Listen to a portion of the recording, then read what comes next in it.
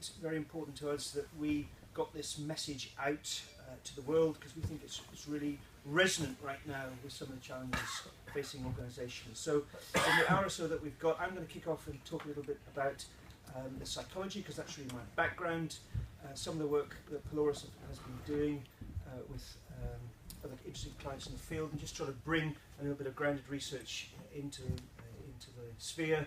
And then Simon's going to take over and talk really through his world and why Webmart is embracing this psychology in its own very unique way. And we hadn't had a conversation before I actually came to talk to Webmart, so this hasn't been preloaded.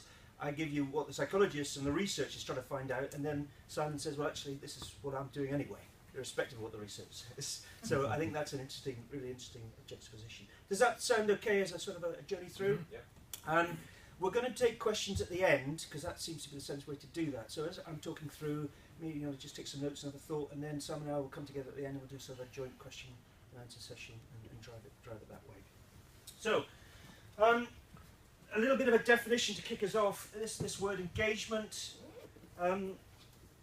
motivation, engagement, what gets your people out of bed in the morning? Why do your talent want to stay with you, your best people? This is keeping lots of CEOs awake at night, and it's an issue. What people used to want and need in organisations is changing, but being able to actually tap into this energy and keep this energy in our own business seems pretty essential in terms of trying to make things move forward and succeed. So engagement is about the quality, but it's also about the intensity, and it's about the duration. It's pointless having somebody fully engaged for a week and then disengaged for 3 weeks. What you want are people who are actually in with you, skin in the game, working alongside, bringing it to you for a decent amount of time. At the same time, I'm having to say to CEOs, look, it's not unreasonable for Generation Y people to want to move on after 2 years, because that's what Gen Y do and think. And when I say Gen Y, I'm not just talking about age here. I'm a Gen Y. What does that mean? It means I want balance in my life. I like to think I'm developing horizontally, not just vertically, because I'm at the age now where actually other interests and other themes are starting to intrigue me. So, moving on and keeping good people might not be a job for life anymore. It's a period of change, we'll work through that. So we have to think about, if we're engaging people, maybe you're engaging people for a particular time. But the good thing is, when they leave your organisation, what are they going to do if they've been engaged with you? Yeah, your net promoter score is going to go up. When they go to the pub in the evening and talk to their friends, they're talking about how good your business was. That's the sort of engagement that we're looking to achieve and work through. What does get your people out of bed in the morning? What does engage them? What gets them excited about working with you?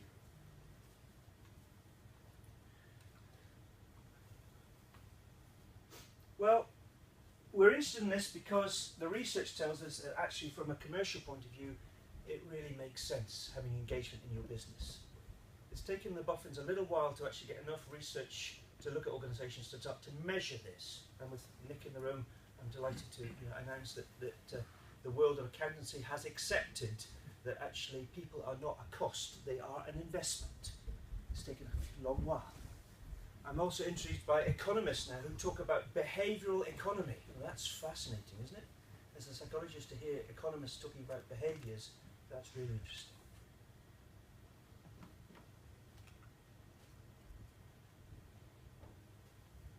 Happy people, engaged people are more creative, they're more effective, they're more resilient. What do I mean by the word resilient? What does that mean, resilient? Ability to bounce back from adversity. When stuff happens, they don't go off on one and disappear down a black hole, they bounce back quickly. Resilient people actually come to you before the problems happen and say, boss, I think we need to have a chat about this, and don't leave it to Friday and then disappear. They embrace it.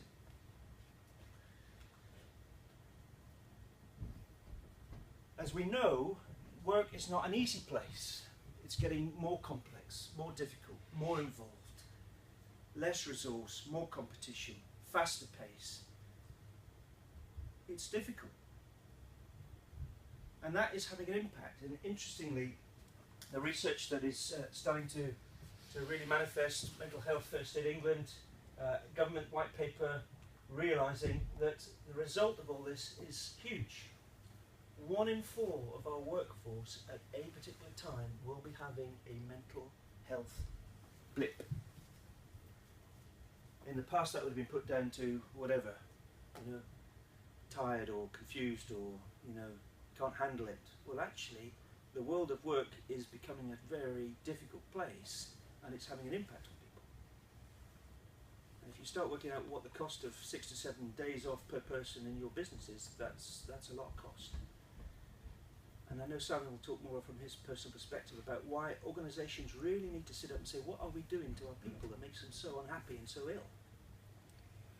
And as a psychologist, I spend a lot of time talking to unhappy people in organisations because they're not having their psychological needs met. They're being used as tools to achieve a commercial outcome. They're not being used as individuals, talented individuals, to bring their best to bear. And that, I think, is having an impact. Simon will also talk about Maslow in his presentation about the need for developing people's feeling safe and secure. How many of us today in this room feel very safe and secure in terms of what the next 3 or 4 years are going to throw at us? It's hard. And in the past we may have anchored onto a particular job or a particular company and thought that's safe, that job's good. No, these things are not there anymore. We have to find safety somewhere else, which is coming back to our own skills, our own values, our own way of looking at the world, how we create meaning and how that makes us feel okay. So we can deal with all the stuff that's going on around about us and still keep our feet grounded on the floor. That's a challenge. So, about 1.5 years ago, through my own network, I was doing a lot of work with clients on values and trying to get clients to really think about how they didn't just list values on a sheet and say this is our values and tell clients what our values are. I said that's not really good enough. You not only just got to list them, you've got to be them. You have to demonstrate that this is who you are, otherwise it's just a list of words on a piece of paper.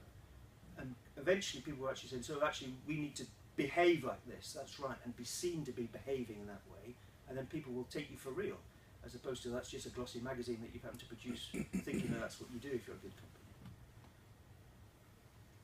I came across an organisation called B Corps, small group of people, but they seemed to be talking about a message that wasn't just about profit is the sole driver of an organisation, it also has to be bigger than that. Should there not be a reason why you're making profit? Profit is good, absolutely, required everybody. I need to make a profit in my business, but at the same time, is it your sole purpose? The world would suggest growth and profit is the whole raison d'etre of the world. Well, I would query that. I think there's a bigger agenda than that. I think we're looking through the telescope the wrong way. And I started to look at other organisations that were starting to think and do these things, and Webmark came into my focus, and I gave them a call, and they let me come and talk to them as I was interested in what they were doing. Why? Well, when we sat back and looked at what Webmark were doing, it defined itself into some pretty key areas that from a psychological point of view had real resonance with me. And I'm going to focus just on 3 of these, but again the white paper that's available lists and goes through them all, but communication, the leadership and the measuring what matters seem to be the 3 key areas that really came home. So I'm going to just quickly talk through those. This communication, this need for an organisation to define itself in more ways than just the bottom line. Gurnick Burns, head of multinational consultancy firm with business psychologists. And an older one, but again, Lou Gerstner, who took over IBM, said it's not just kind of important, it's the whole game. The whole way that you create your company feel, the whole way that people engage with the space which we call work is absolutely essential. We pay maybe lip service to it, we think, oh yeah, we'll have a bit of a team session, we'll have a Christmas lunch, that will be enough. It's not enough. We have an induction system, well, whatever. It's not enough. We have to put serious thought and mind to how we create the space of work that makes it stand out as a place that engages and keeps, and a culture that works for everyone.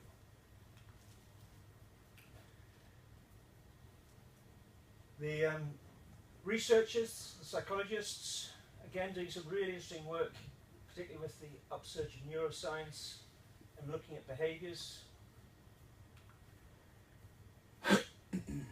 How people feel, how people react, how they think drives their behaviours. And those behaviours are what impacts on your customers.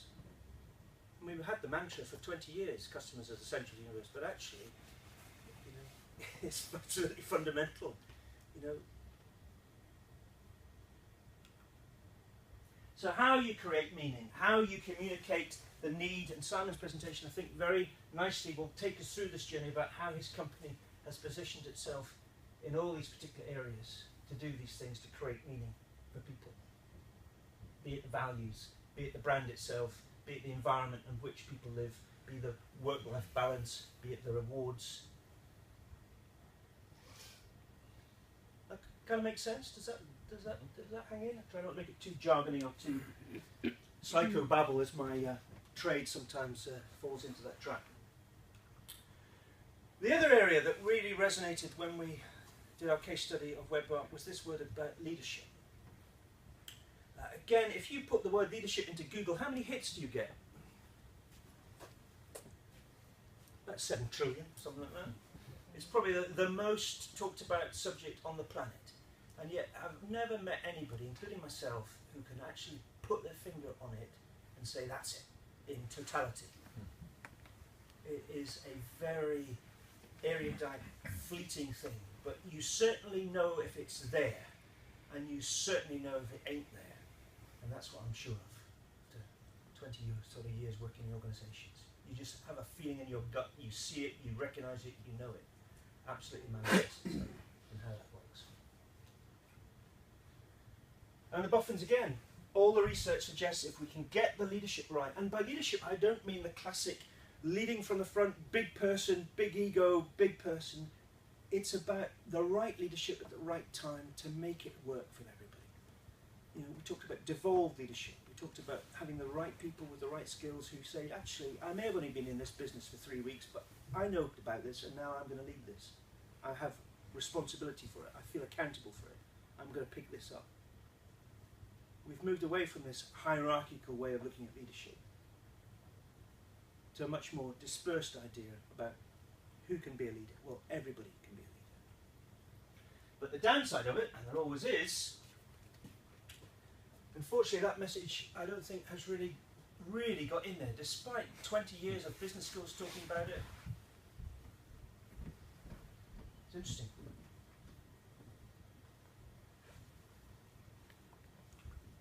I lifted this from LinkedIn 2 days ago. I just stopped me in my tracks. It's the first time I've seen anybody actually post a personal ad on LinkedIn, but it really resonated with me. I thought that was very powerful. Wow.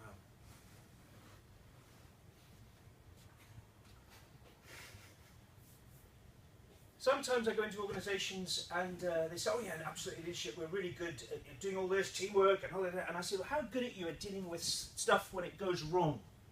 How good at you at giving bad news? How good at you at sitting down to Jack to tell him he's not performing? Well, we don't really like that sort of stuff. We let HR do that. Guess what? You know, you earn your rations as a leader when you can front up, look people in the eye and be honest and straight with them, and they know. I say to people, what's only one thing scarier than you not knowing if you're doing a good job? One thing scarier than you not knowing if you're doing a good job. Not if you're doing a bad job. Okay. Or my boss not knowing if I'm doing a good job. That's something scary. And that happens a huge amount in organisations. You know, do we really define what a good job is? Does the boss know what a good job is? Does she communicate effectively when I'm not doing a good job? Often not. And I have to wait 365 days to be told that I'm doing a crap job. And the last area which we really resonated and thought about was this measure what matters. And again, not just about the financial measures, but what else is really important in your business? Who was I talking to? Derek. I was talking to Derek and saying about, you know, can't attracting talent because I'm not able to offer the big package, the big, bonus that what the talent might be attracted to. Yeah, but it's the intangibles. It's the quality of personal leadership I can provide, the quality of training I provide. I live in an amazing space. You come to work in a lovely space. There's no, dustbins outside the front door. There's no traffic you've got to get to me every morning. It's the quality of life. You can go surfing in the afternoon. Can you go surfing in Twickenham in the afternoon? You can go rowing. You can go rowing in the afternoon. You can go rowing in the afternoon. You also have to surround yourself with people who actually are worth investing in. And there are lots of fantastic people out there. But sometimes, you can train turkeys to climb trees, but it's easy to find squirrels and get people involved. A little bit of research background, but again it's important. Setting goals, clarity of goals. People like having clarity. People like to know what the outcome you want is. They also want to know that they're able to achieve it. That's really important. That motivates them. There's nothing worse than set a goal which is unachievable. And everybody knows it's unachievable. That happens an awful lot in organisations. Who sets the budgets and the goals? And Derek, excuse me if I say this. Often the finance department sets the budgets and the goals. Because that's what they do. What's the problem with that? Who has to deliver on the budget and the goals?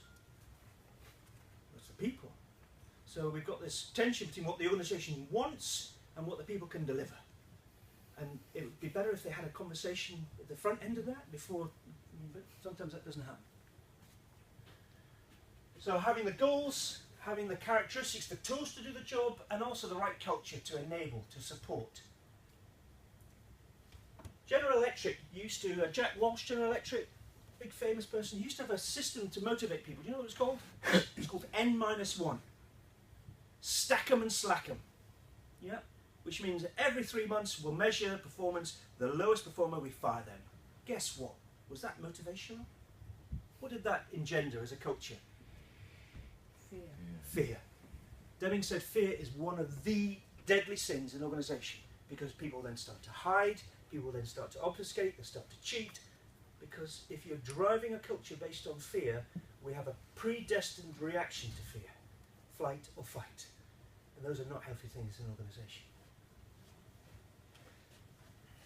Same time, people like to know that if they put the effort in, they're going to get a return on the effort. They like to know that there's people are not stupid. They don't like working for nothing. They need to feel that their needs are going to be met one way or another. So working out how best to meet those needs and what we can do about that seems to be sensible. So having clear links between performance and outcomes and reward, that seems to be sensible. But at the same time, trying to bonus people with the wrong behaviours leads to problems. Have we heard any problems in the last 4 or 5 years about bonuses leading to bad behaviours? Oh yeah. Well again, the research says don't do that. If you want people to be creative and to work from values, don't blind them with big money wodges, because actually that's not going to be useful. Now the research is telling us what we probably already knew. The social motivators, those people are engaged and motivated because actually they quite like the controlling, they quite like to feel they're doing exciting things. So the people come to work because they're socialites. They like to mix and talk and be part of groups. The people who actually do it because it's values-based and they want to be part of something bigger than them. Knowing your people is really important. What type of people am I surrounded with? What gets them out of bed in the morning? Do I know? Do I spend enough time with my people to find out? The downside is far too much emphasis put on the wrong types of motivation, this external type of motivation, stick and carrot motivation, instead of saying if we can really tap into the core values of our people, then that's a much better way of getting the best from them. Rather than trying to bribe them and threaten them on the outside, let's work out what the core is and play to that. Strength psychology is all about playing to the strengths of people. Work out what those strengths are, drive to that. And lastly, again, this is a very recent piece of research, but thinking about, does this make sense? People like to bring their own personalities to work. They like to do it their way. They like to bring themselves, their best, into what they do. People generally like to be good at what they do. We need to help people to be good at what they do. And lastly, more and more research saying meaning, back to this meaning has to be important. What's the purpose of what we're doing? Is it just to hit the end of quarter numbers? Is it just to hit the profit for the shareholders? Surely meaning has to be more than that. The purpose has to be more than just 2020 or whatever the target is. Surely. And the research is trying to say that's absolutely fundamental. And last, I'll just leave you with a slide before we hand over to Simon, Angela Juni, and I think it's absolutely fundamental. You can tell them, you can sell them, you can give them, but it's how you make your people feel is the key factor in taking things forward. And with that set up, I'll now hand over to Simon, and he's going to talk you through the web marketing. Isn't it? Right. So that's the theory, most of which I've never seen before, to be brutally honest. So it'd be interesting to see where there's a, thank you, where's a, where we're similar or where we're apart. So basically, there's quite a lot of straightforward northern kind of values coming through on this, which I'll kind of come on to. I've truncated this from some speeches that I've done, so there may not be an element in it, but it's based on, to me, common sense. That rarest of fucking kind of thing that's out there, that most people actually know when they think about it, but most people don't think. Most people do. You know, we've all got our inboxes, we've all got our KPIs, we've all got our whatever. And so if you abstract that back from that, the one bit of theory I did study, which was about organisational study, was with Professor Ronald Coase back in the 1930s, who did a evaluation of what is a company. Most people don't actually think what a company is. What is a company? Why do we have companies? You know, why did this ethereal construct called a company come about? Take outside East India Company and its joint stock ownership, blah, blah, blah. And if you understand that, then all of a sudden you kind of start to think actually about how you should run your business. And he came up with the reason that we've got companies is that it's aligning a group of people to deliver an exceptional performance by reducing the transaction costs. So you've got alignment within. That's all. That's all it is. It's aligning people. And it's easier to trade with an entity because you've got certain kind of features and benefits that you get from it. But it's just bringing in the right people, aligning them with a sense of purpose, and then delivering whatever product and service it is that you're wanting to do. And if you look at it in its basic sense, a company is a bag of people. That's it. You can never touch a company. You may touch the buildings it's in, but it's all about the people, the walk and talk and all this kind of stuff. And so the ethos behind this is that as a business, you've got to do all the right things for the right people, for the right reasons to everybody. The Marxist capitalist bit is that capitalism is a relatively recent construct. I love history, and if you look back at history, the version of capitalism we have now is only since the Second World War, which is 7 years, 8 years. It's a really, really immature, transient stage that we're in. It will move on, it will evolve, it has to evolve. You don't have to look at that, and I'll cover that in there. And so that's why I think I'm not a revolutionary, because revolution causes a huge amount of destruction. You know, I was lucky enough to go over to Libya with my dad on his 70th birthday to look at Leptis Magna, which is the largest Roman site in the short window between a pariah state and total anarchy. So we went there, walking through Tripoli, all the places you see blown to bits that you've now got the people coming through. So, you know, revolution isn't a great place to be. You know, it's not an aspirational state. It is an evolutionary state. We are in a continuum. Most people who don't understand history don't understand that. They think this is what it is. It isn't. It won't be. It shan't be. This is an alternative way of doing it. And Marxist theory I'll come on to a little bit later on. What I would ask you to do is whenever you hear the word Marxist or something like that, you have this preconceived ideas, and to save you 25 grand of going to Harvard and sitting and what an innovation course that you did, just read the bottom sentence on there. Suspend your preconceived ideas. So when you go into a creative meeting, go in with your eyes wide open, not knowing what the outcome will be. Open your mind. It's a difficult thing to do. It's not easy. We're not coded to open mind. We're coded. The reason we are here as senior leaders and stuff is because we've got experience, and we apply that experience to everything before we open our minds. That's the wrong way of doing it. It's the cart before the horse. Go in with an open mind, and then apply it to the rational that's coming out. So come in here with an open mind. It is a different way of running. It isn't necessarily better, isn't necessarily worse, isn't the right thing to do necessarily for your organisation, but it is a different way of doing it. So take what you want to take from it and challenge it by all means, and come up with a better way, and then share it.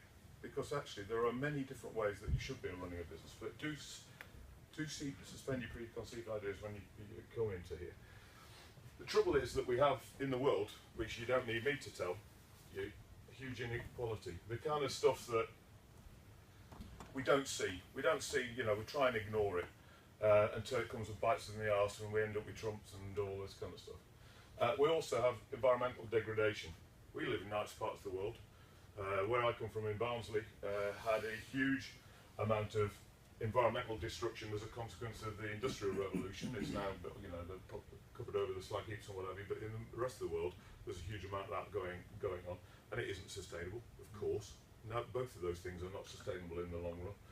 And the big thing that we're talking about today is human exploitation. And I don't mean that necessarily, that kind of style of work, the kind of Sports Directs of the world, who are absolutely appalling in the way that they treat people. But I would imagine if you looked at most workplaces, the synergy of what they're doing there, repeatable, boring, mundane, non-creative tasks, happens in most businesses. And as a consequence of that, you end up with graphs like this in terms of people's engagement with work, which is, at the moment, that was I think last year, 13% of people are totally engaged by self-evaluation, of course. The aggregate of subjective is objective. If 80-odd% of people say that they are either actively not engaged, 63%, or ambivalent, the chances are they're not engaged. Because it actually, it's like net promoter scores, unless it's 9 out of 10, it isn't a net promoter. So this is a massive issue. Don't forget, you're paying 100%. You're not just paying the 13%. So if you don't get more people, just engage the ones you've got. Is a massively, if you want to be the most efficient way of working it, and if from a finance point of view, that's the biggest cost. Not the kind of performance metrics that you've got, blah, blah, blah, blah, blah. It's the fact that people aren't bringing all of their elements to work with them. And these are borne out in so many different surveys. So it's a really important thing. And because as a consequence of that, you get things like this happening. You get things like Brexit, both of which are fundamentally wrong. Fundamentally wrong. If you look at it from a historical perspective, etc., etc., etc., they're wrong. It may be impeached, who knows? But the fact is, what the destruction that they're doing, it's a reaction to the inequalities, etc., etc., etc. And as a business leader, we have an opportunity to stop this happening, because business is the engine of economic growth. To get society that we want, it has to come from business generating the value that we can then redistribute. So this is where I fundamentally disagree with current Labour policies, is that they don't understand business. They think business is bad. Business is not bad. Bad businesses are bad, of course. Exploitative businesses are bad. But fundamentally, intrinsically, business is good because business creates the values, the economic surplus that we share out to create the environment, the world that we want to do. If we don't do that properly, then people will rebel and vote in things like that, which are appalling things. So this is why I think this is rage within the machine, not against it. This is the evolution, not the revolution. So you change from within. It's much more effective than standing on the seat and shouting from the outside. So this is where getting into the establishment and changing the establishment from the inside is important. Getting into a business and changing it from the inside is important, because if you make a better version of what is the common norm, then people copy it. Everybody wants to be the better. So this is hints, cheats, and tips to run a better business, and as a consequence of that, it drives the behaviours that you want in society. So, back in the day, I thought, I wonder if I can create a different business which would achieve all of the kind of things that I saw in the world that we didn't want to do. And this is me looking rather like Harry Potter before he was invented. Starting a business 21 years ago, just down the road there. Haven't changed a bit since. I'll tell you what. It probably is. I'd be surprised you can see I'm a fashion god when it comes. And this is what's happened in the meantime. So we have a unique business model, which there is no other company in the country that has a balance sheet like that. It is stable, reassuringly stable. We also pay an awful lot more tax than the average person, both corporation and personal, because all of our bonuses go through payroll. So we pay a lot of tax because the truth of the matter is that pays for these things. The things that private provision cannot effectively provide for them. These are the things that matter in the world. A nice place to go for a dog walk. GDP is an absolute fucking nonsense. Nobody can actually describe why it's a value. It was something that came up in the 1920s that they needed a quick, expeditious value measure in America to come up with a benchmark in the recession. And they thought it would happen for a couple of years just to see roughly where it's going. And of course, we now adopt it globally as the mantra for all society. But it actually, anything that you value as a person doesn't get measured in that. Nobody actually feels better because GDP goes up or not. Because if you've got inequality, who cares? Who cares? These are the things that matter. Spending time with family,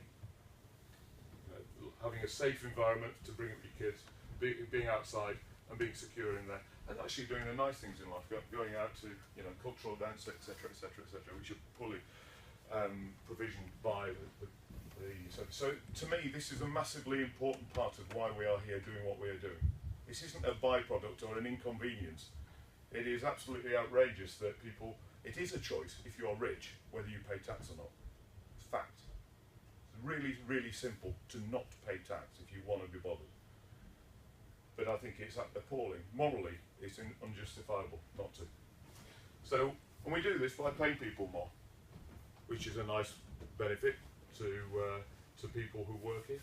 That's average within our business. I think our average age is 30. And we've made profit every year. And in our marketplace, which is printing, which has obviously gone through cyclical changes, or just it's gone through structural change, because the internet, that ethereal thing, came around in that time as well. So it showed it's resilient to both of those things, structural and cyclical change. And also at the same time, we have money in the bank. We have unearned income, stuff we don't have to do anything for. So cash flow, and that has allowed us to pay over £500,000 to charity, and that allows us to do lots of good things and help a lot of people. And one of the things that it has done is last night, I was doing a launch in London for a new charity app with Tim Smith of Eden Project, Jim Lucock, Mike Edwards, Hugh, whose idea it is, that will create millions of pounds for charity. It's a fantastic idea. I'll send you a link to it when it's not launched until September, but it's, in my mind, one of the world's best ideas, because you meet really interesting people. Philanthropic people are much more interesting than crass capitalists. They don't know, they've got nothing to add. They don't give, you tell me who's exciting that you could speak to, who just looks after the kind of their own self-worth. Nobody cares. People who are philanthropic are really interesting. So you get to meet interesting, diverse people. Catherine Granger, the Dame whatever, she was in here earlier on this week, because she's taking up new roles, and you meet interesting people who want to engage with you. They want to understand about people.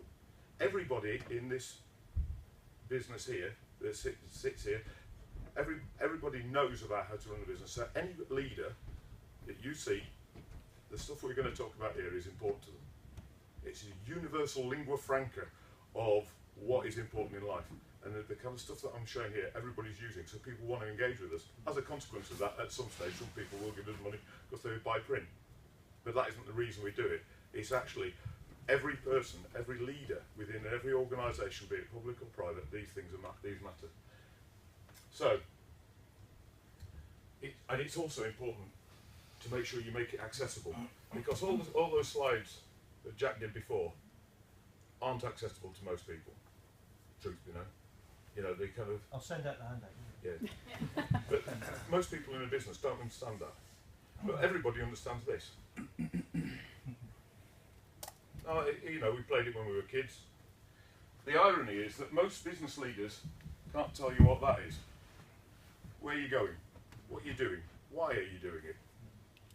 This is the kind of mission, the reason, the objective of it. You ask most business leaders, why? And they don't know. Not a clue. And so as a consequence of that, who's going to put their heart and soul and body into getting there if you don't know where you're going and you don't know why you're doing it? No shit, Einstein. And then all you need to do, and this is where Northern principles come in, I generally trust everybody from day one. As a benefit to that is that most people are trustworthy. On a 95% basis, 95% are trustworthy. So if you want to get up there as fast as possible, you want to get people who'll help you. So you have to trust them with ideas and insight and all that kind of stuff. And they are the ladders. There are a few snakes out there who will try and screw you, but you find out really quickly if you trust them from day one. They don't wait 3 or 4 years to do it, they'll do it quite quickly. And then you never trust them again. So that's the way you get from there to there fast, is by trusting people. And that's within and outside your organisation. And that's why snakes and ladders is a really easy analogy to understand how to run a business. So this is the how now. And this is the Marxist capitalist principles. The first principle of business that you all know is that you can't manage what you don't measure. The trouble with most businesses is they measure one thing. And as the old adage goes, for the man with a hammer, the whole world is a nail. Because you can only do one thing. So if you measure finance, money, you're missing a huge trick. Because actually, money is only a very small part of what makes people tick, to get the best out of people. So here, we invest and measure 3 things. The intellectual return we can deliver to them, number 1. The emotional return we can deliver to them. And lastly, as an outcome of those 2, the financial. And somewhere in the middle there is nirvana. And that's why you get people who've come to us at 18 and stay with us 10 years later. It isn't inevitable that people want to move on. It is a choice that they make because you're not understanding them. So if you can understand them more, we'd have believed it, they will invest more time in your business and you'll deliver to them an exceptional return. And so what this allows you to do from a career point of view, we want to understand what you're good at, the intellectual, and what you enjoy doing. There is a very strong correlation between those 2 things. Nobody actually really enjoys doing something they're shit at. So if you understand what they're good at, they will enjoy it. Voila. As a consequence of that, you've got people who are engaged. And what do people want to deal with? People who are engaged. People want to feel that they care and they give and whatever. Whenever you think of good customer service, it's all about those things. People who understand, they're intelligent, they understand what they're doing, and they enjoy doing it. When you think of bad customer service, it's the opposite. They didn't bother, they didn't care, they didn't understand whatever. As an outcome of that, you always deal with people you like doing, and you give them money. And that's why it's the outcome of that. And then, of course, you've got to maximise those at an individual and organisational measure.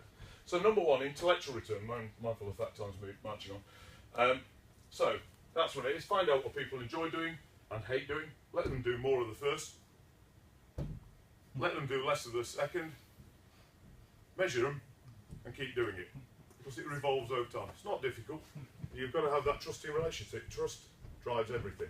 So they don't trust you. They're going to tell you what they're bad at doing. That's that fear thing, isn't it? They're not going to say, actually, I'm really shit at that.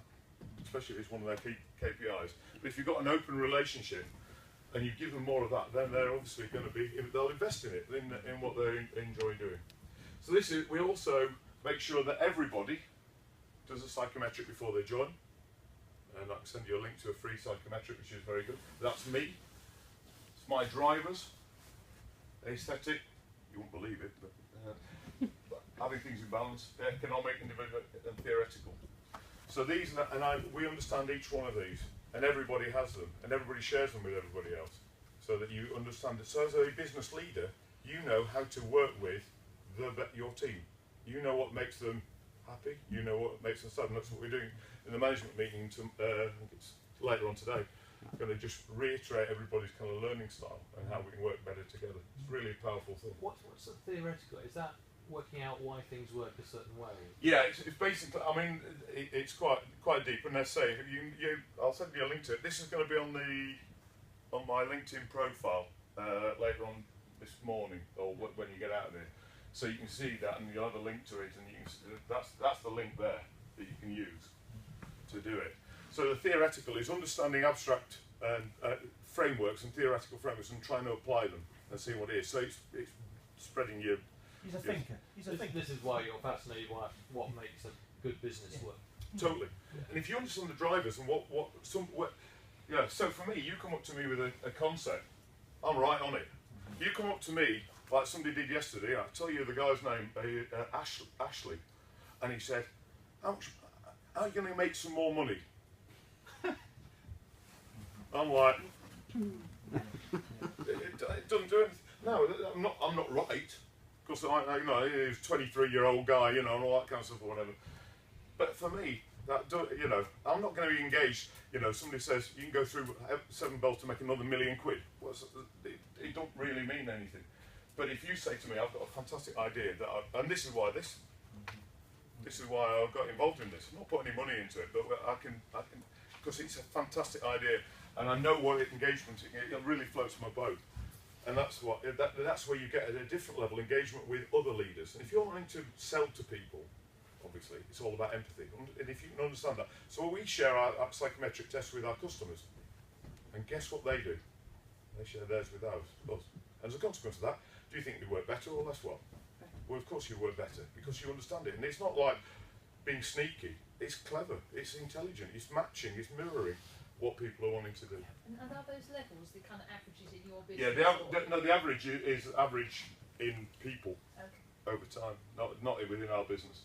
So I'm exceptionally low on that. Money's never been a driver. It's always been an outcome for me. But the theory of the reason I set Webmart up is because I thought there must be a better way. I didn't realise any of this at the time, but it's only when you actually put it into something, it shows that you've got an objective measure against people. And then what we do is we have 3 interviews with people. First Skype, second real, then we have the psychometric, then I interview everybody. It's one of the things that it doesn't matter whether they're a part-time, person on reception or whatever, I'll interview everybody because it's really important that everybody's important within the business, equally important, whether they pay different or whatever. And then after 3 months, and the biggest challenge that you've got is that most people, everybody can't interview, but everybody knows them. And within a short period of time, you know whether they're a good one or a bad one, truth be known. Then you've got to have a trigger to get rid of them if they're a bad one and to say thank you if they're a good one. This is what we do. We've developed our system. New Webmartier survey. After 3 months, everybody fills one of these in about people. And it gives 3 different things. What's their capability? What's their passion? And what's their potential as a Webmartier in the long term? And if it's happy days, what a nice thing to get back. That was for 34 people out of the 47 at Webmart filled that in. So you've got 34 people giving you a pat on the back. Happy days. Equally, if they're not, you immediately know, Houston, we have a problem. And you have the great things about them, nice, positive. So this is where, going back to triggers and stuff, so for most companies have exception reports when things go bad. We have exception reports, of course, but we also have exceptional reports, which is the corollary of that. So that's the great things about the person, areas for development. And then after 6 months, they go through the same again. So 3 months, 6 months. And thereafter, every 6 months, everybody votes everybody. The only one that's made public is mine. So everybody else between their line manager and themselves, mine is made public and goes on the website. So everybody can see. And there are anonymous comments on it, and it's fully anonymous, it's automated within our software. And this is mine. And these, you won't be able to read them, but these are all sorts of sharing criteria. It's not about how well I do my job, because we've got KPIs for that and all this kind of stuff and the hard metrics. How well I share my expertise with the team. How well I am there in times of need. how well, and this is by them evaluating me. That's the average WebMartia line, the yellow line. That's my self-evaluation, because we ask people to compare and contrast with it. And then that's the team score for me. So all the way down to, this is how well I take a joke. So we measure all sorts of stuff like that. And I take a joke 5.11% better than the average WebMartia. So when people say you can't measure these things, absolute bollocks. You've got to try it though. You've got to work at it, and you have to deliver something like that. And then self-evaluation here, how well I financially, intellectually and emotionally get paid back out of 10 by Webmart, my work-life balance, and overall how happy am I working at Webmart. And we have that for everybody. We're doing it for the last 8 years. So you can see how people develop. Because if you don't ask the question, how do you know? Most companies wouldn't ask the question. Most companies don't want to know. But actually, if you want to engage people, then why not ask the things that people don't want to ask? And then also the interactivity. So you've got individual scores and then how interactive, how influential they are. So if you've got high scores and high interactivity, you are fantastically beneficial to the business. You are one of the great leaders within our business. And leadership is nothing to do with what your title is on your business card. It's to do with how influential you are throughout your organisation. And see people who are getting more engaged with people, so higher interactivity, and people are getting less. And then maybe through changes I mean, Ian went down a lot because he moved out of the business into a room in the far side to concentrate on the project. So you can see these things that you kind of know, but you can actually see it empirically. So that times the previous score gives the most influential people. And those are the most influential people within Webmart. All of these people. And some of them are support staff, so because obviously these are really important people, but you don't often get the opportunity to say thank you and recognise that. And some of these are not support staff, but they're all the highest ranked people within Webmart. And it's up on the big screens that you'll see if you come on the tour around later on. You'll see them on there flashing up, and that stays for 6 months until the next survey. And then give them the support training to maximise that as well. Training is massively important. It's the most important thing for millennials, bar not. It's training opportunities, personal development. So if you know, all this training budget's being slashed, fine, fantastic. Gives more of those talented people for us. Because, you know, please carry on. Because actually, that's what people buy. They want to have that personal development. So we give them as much as possible. The good thing about an awful lot of this stuff is it's free. You don't have to go to Harvard. Even Harvard now do MOOCs. You know, so you've just got to find it. You've got to give people the opportunity to do it, and the space, the time to do it. So give them personal development time, and then empower them. So this is our management structure. It's the opposite of most. So I'm there. I'm supporting the top managers, who support the team leaders, who support the frontline team, who deal with our customers, clients, suppliers. Innovation is here. It's where innovation happens. In every organisation. You don't think it, you think somehow these people know best. But of course they've got an opportunity to feed their own egos here. They're not dealing with the real world. They're not dealing with the kind of issue, the frontline opportunities, the gap analysis that you've got there.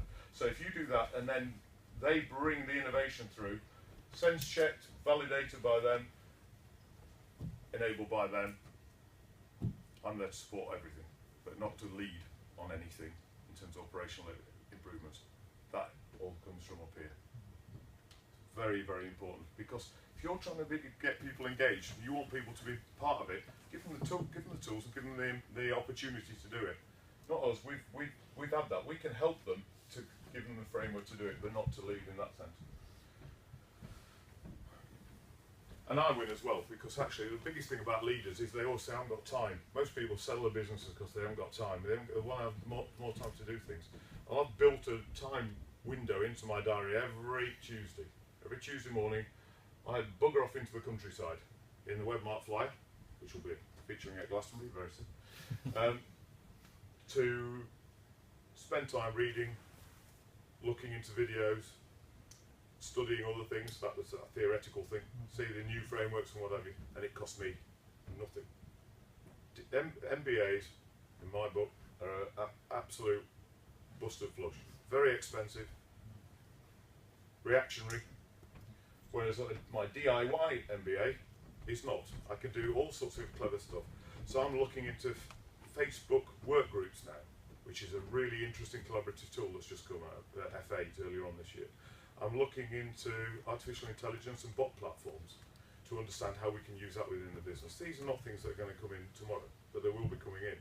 And I can do evaluation of that because I really enjoy doing that. And I engage with people, I spend time listening to people about that, looking online for things like that without having to worry about anybody else. Because otherwise it's a distraction within the organisation, whereas I can do the evaluation of that. So that is, for me, that's my headspace. So I don't have emails on, I don't look at emails, I don't talk to people, just me. Fantastic. And anybody can do it, you've got to have a discipline. So that's the only thing in my diary that is immovable, is my DIY MBA, because it's a private appointment. Everything else, everybody can see my diary and see what I'm doing and what have you. So it's a free way of keeping the headspace clear. Maximise the emotional return. And we measure it every day. It's published on our website. And you'll see these little things around there. See, just ask people how happy they are. And that goes through. And you can tell when things are going well, you can tell when things are going badly. Also, making a profit with a purpose goes back to the 100. Why you do it. Because it gives people the opportunity to support things in the community, to go and spend time out there as well. And that helps them appreciate what they've got, to be honest, because we all got that almost entitlement that we think after a while. Everything, novelty. You remember what the first iPhone felt like when you got it? I mean, unbelievable. And now you look at it, you go, what a pile of shit. Why would you ever deal with that? And it's like that when you give people more and more stuff, it becomes a thing of entitlement if you're not careful. So you need to keep freshening it up. You need to keep changing it. But also you need to keep people grounded. Because otherwise we end up thinking, you've got this kind of perception thing that runs away with us. And never forget, we spend lots of time at work, and so we make this shed as interesting as we possibly can. I think we've got one slide here about it in case you haven't done it. Those are the slides. If you are not going on the tour around, you won't see that. But just to say, interesting rooms, different places. Now, the nice thing about this from an investment point of view, if you want to look at the return on investment for putting all this money into an office, is that every time we have somebody here, it saves us 250 quid because we're not having to go out in terms of direct costs or indirect costs to go and see people. We have about 1,000 visitors a year. We've got an aim for 2,000 visitors a year coming through here. And if we get customers in here, or prospects in here, or suppliers in here, or people like yourself just there, then voila, the return on investment is that. So if you times 1,000 by 250 quid, it's £250,000 it's saving us a year by having people coming in. So I can invest 15% of that in improving it and keeping it fresh. No brainer. But most companies won't organise their life in that way. And then I share every Friday now it is, I do a video about the business, because we've got 3 offices, East Kilbride, Barnsley in here, and I can't obviously see any, but there's one version of the truth which goes through that. That is it. And I do a 5-minute podcast. People come in here with a beer in hand on Friday night, or they watch it anytime they want to do. Really simple way of doing it. And as a customer said to me, if you tell the truth, you don't have to remember anything, by Mark Twain. And that was fantastic, because I've got a shit memory. I really have got a shit memory. So if you don't have to remember anything, versions of the truth, which in every organisation have different versions of what's going on, if you make it transparent, it reduces your cost base significantly and your headspace. So you can really deliver an exceptional service without worrying about it, but while always giving people the security that we are going to be around for the long term, because going back to Maslow and his hierarchy, and needs security is really important. So every time money goes in the bank, because nobody sees money these days, it comes up and Abba's money rings out, and we have a big flash to show people that money's going in the bank. It's meaningless, except it means people are comfortable knowing that everything's going well. And this is Maslow and his hierarchy of needs. My responsibility, it's the inverse of our organisational chart. My responsibility is all of these. So the food, water, giving people the physiological, the safety, the belongings and love, needs and esteem, is getting the structure in place to deliver those. Because we want everybody up here. If you want to create comparative advantage in your business, whatever your business is, that's where you need your people. If they're down here, they're not engaged, you're screwed. If they're up here, you've got 100% of them working all the time to align to yourself. So my responsibility is to deliver that. And it sounds all nice and whatever, but sometimes, the leadership stuff is sometimes having to sack somebody because they've done 10 years of great stuff and then do one fucking stupid thing that is against all of our ethics, and having that zero tolerance to that. So that's where, if it's hurting people, and that is a big problem, because people like people. There is one, when I went to work when I was a sprog, I went to work to do a great job. If I made friends, fantastic, but it was absolutely not the reason I made friends, went to work was to make friends. And outside work, do stuff and you make friends and you be yourself. Here, it's one and the same now. There is no divide between work-life balance. So if you have to sack somebody, you're sacking a mate, generally. So you've got to be careful with who you take on. So we're much more rigorous on the recruitment side of it, because it has a disruption that runs all through the business. You have to get rid of them. It's really, really different from what it was before. And people take it personally. Even though you're not sacking, it's business and whatever, you've really got to be really careful with who you bring into the organisation. Number 3, money, lastly and quickly. So you're aggregating all those things together, going intellectual and emotional, and as an outcome of that, people trade with you. And if they trade with you and you're efficient, because we don't have money versions of the truth and simple business, then all of a sudden we have this profit. The fact is, this is the lie of capitalism. Too much money does not make you happy. Fact, show you empirically. And also, of course, too little isn't. So the idea is you have to work out what this is for you and for your business. Because if you have too much, it makes you paranoid. You sit behind things, you disengage with people, you're worried about your car getting nicked, and you're worried about people having stuff off you, and your investments that you've done, and you sit away from the community that makes you fantastically excited. This is your profile of spending through your life, on average. It's both from The Economist. This is the spend line. So you start spending very little, and then over time you kind of trade up and all this kind of stuff. 48 is the highest that you'll generally spend money. Thereafter, you'll need less, you trade down, you don't have kids and all that kind of stuff. There is a corollary to this, which is the Global Index of Happiness. From The Economist, globally, you start being quite happy, and then you start having all of this need that you have. You've got to get on this slope. You've got careers, you've got stress, you've got all this kind of, you have kids, and all this kind of stuff. You get anxious and anxiety and whatever. The global nadir of happiness is 47. Thereafter, you're at where you are. You're quite comfortable with yourself. You've done this right. Your kids have gone a bit older. Oh, it's all right. I'll sort that out. You talk. And you become more comfortable with yourself. So I was in Northern Ireland last weekend, and I saw the office manager, Geraldine, who you worked with for us for 10 years. She's retired now, happy as a pig in shit. In a lovely house with a partner, overlooking stuff, they've got dog walking service and all this kind of stuff. Wonderful. Just content. It's that contentment. She's still doing stuff, and you're not sitting there, but you get that happiness whereby you don't have, where you get back. So luckily, for most of us in this room, we're kind of generally around kind of the no point or on the way up, which is great news. Because usually when I was a sprog, I thought you start ecstatic and you go to death, which is a little depressing. But you might be on the way down. Absolutely. But you feel it. I mean, I would imagine quite a lot of people are kind of here in life. You think, Lloyd, when you were at St Ives and a lot of fucking stress and all that kind of stuff, now you're doing things you enjoy. Absolutely. Absolutely. And it doesn't have to be that way, but we think because of this slide, we think we've got to do that. Yeah, excellent.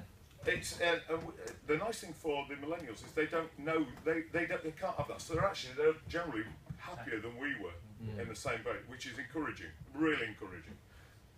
But this is the lie of capitalism. That the more shit you get, the happier you are. It's absolutely, completely wrong. You know it. Enough. Get enough. Enough for now, enough for your family, enough for later. Not everything. Nothing in nature has everything, grows on forever and what have you. So just work out what your enough is. And you don't have to go through that. It is a choice you make.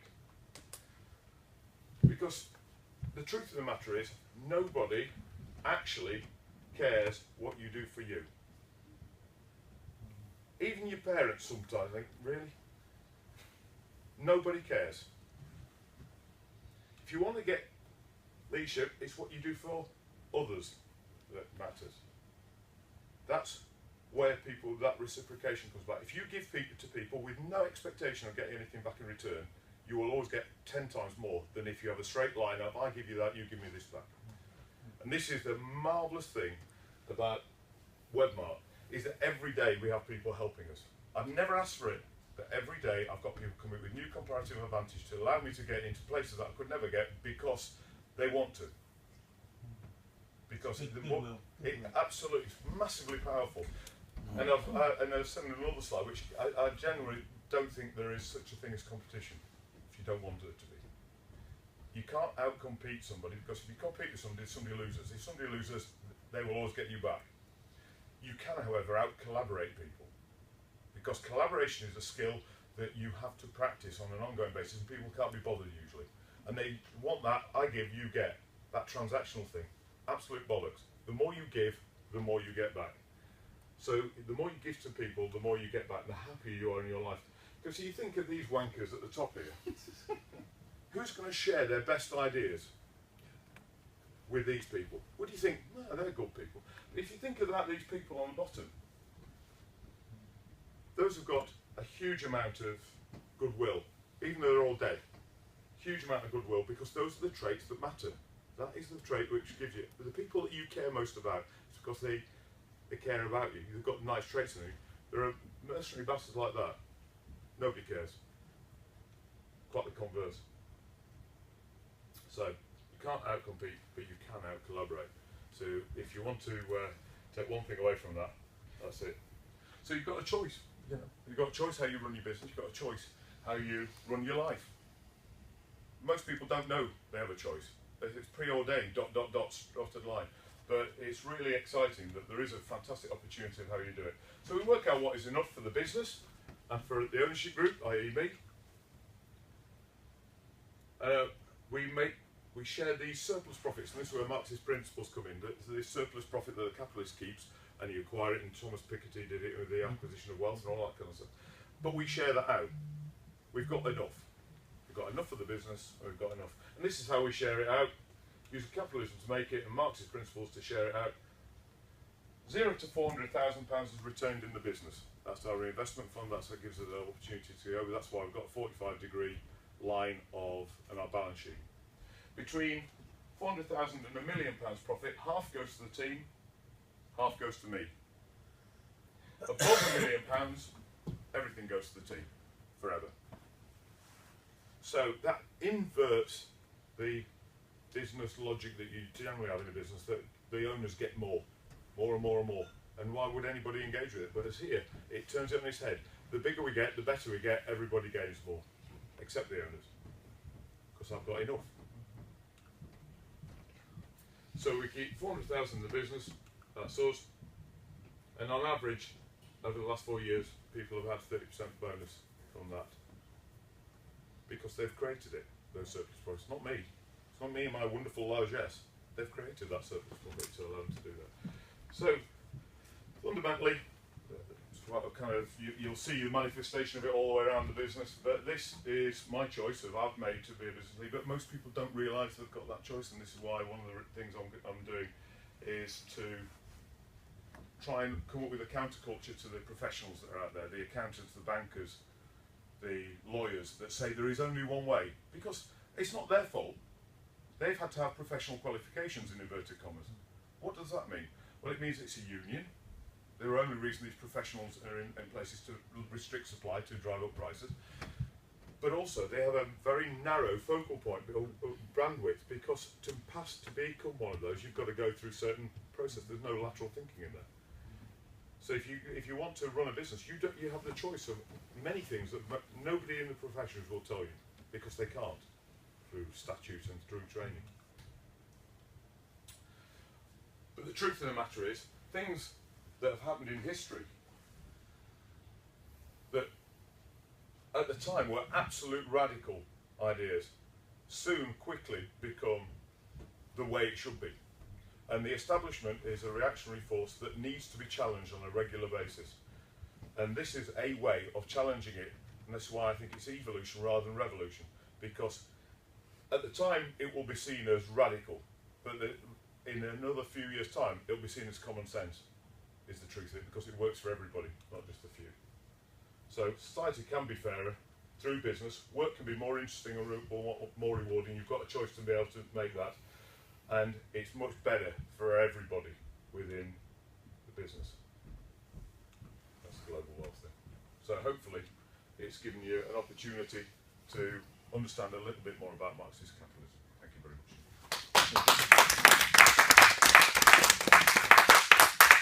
Absolutely brilliant. Thank you.